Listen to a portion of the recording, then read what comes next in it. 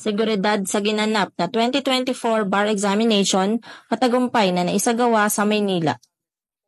Sa ginanap na 3 araw na 2024 bar examination sa pakikipag-ugnayan ng pamunuan ng Manila Police District, Korte Suprema bilang punong abala katuwang ang ibang ahensya ng gobyerno at Manila LGU, matagumpay na nailunsad ang nasabing aktibidad sa dalawa nitong testing area sa Maynila.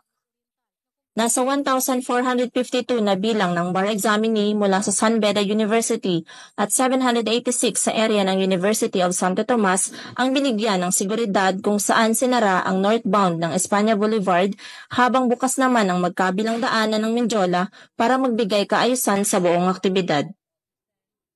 Bukod sa mga bar examinees, naroon din sa nasabing 3 araw na aktibidad para magbigay ng suporta ang kanilang mga pamilya, kaibigan, eskwelahan at iba't ibang grupo ng fraternities.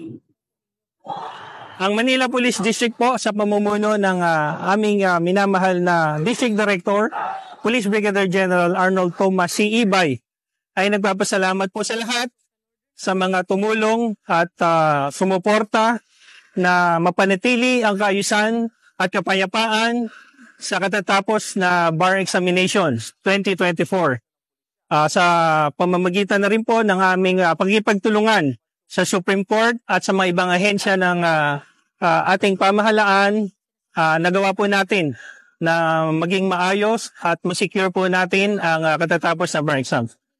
So far po, wala po tayong nai-record na anumang insidente sa mga nabanggit na araw na nag-umpisa po noong September 8, 11 at 15.